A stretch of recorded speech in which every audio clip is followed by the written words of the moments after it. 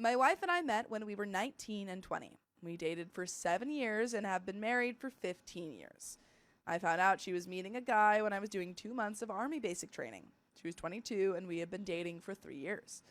She said they were just going for coffee, and I stupidly believed it. I always had my doubts, so I asked her about it many times, but she promised nothing happened. After 7 years of dating, we moved to Canada and got married. Woo! Marriage was real good. She supported me well, and I had no complaints. We built a good life together, and we have 2 young boys. We lived with my parents for a year, and she really took care of them. 6 months ago, I found evidence that she might have actually cheated. Pressed her.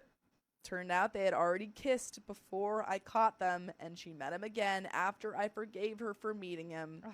He convinced her to go to a hotel one night. She said she was extremely nervous and refused to continue having spicy sleep after a few minutes.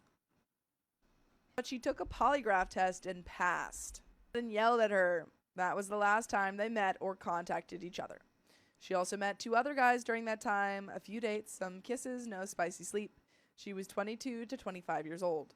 All of this happened before we moved to Canada and got married. She did not make any excuses. She just said she was naive, dumb, selfish, and emotional.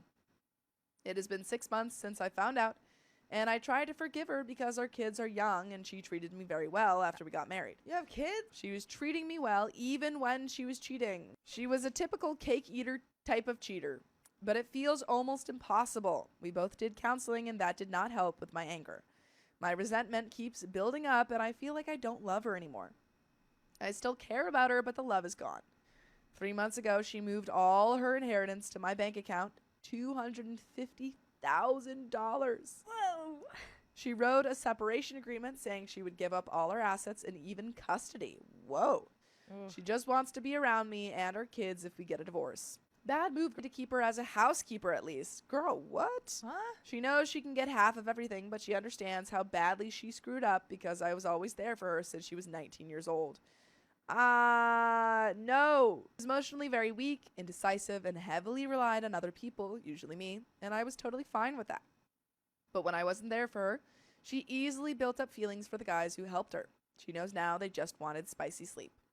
She grew as a person a lot since our older son was born. She said if she lied about any details of her cheating, I can cut her off from my and the kids' lives and punt her out. I can do as many polygraph tests as I want with different questions. I can tell she's very remorseful, but I'm not sure if I can love her like before. She's a serial cheater who screwed up her second chance.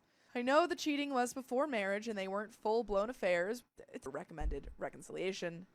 And she did everything right since D-Day a year ago. She really helped me get over the initial shock. She moved her inheritance, $250,000, to my account to prove she is not with me for money. Girl, don't do that. Later, I moved the money to a kid's education fund account. I promised myself not to make an emotional decision, so I thought about everything for a year. Now I am not in shock anymore, and I think I can make a logical decision. I cannot let it go. She was my first and only, but she was shopping around with other guys while I was planning our future. I was very cold to her for 3 to 4 years after the first D-Day, and that probably made her do what she did. But there is nobody to blame but herself.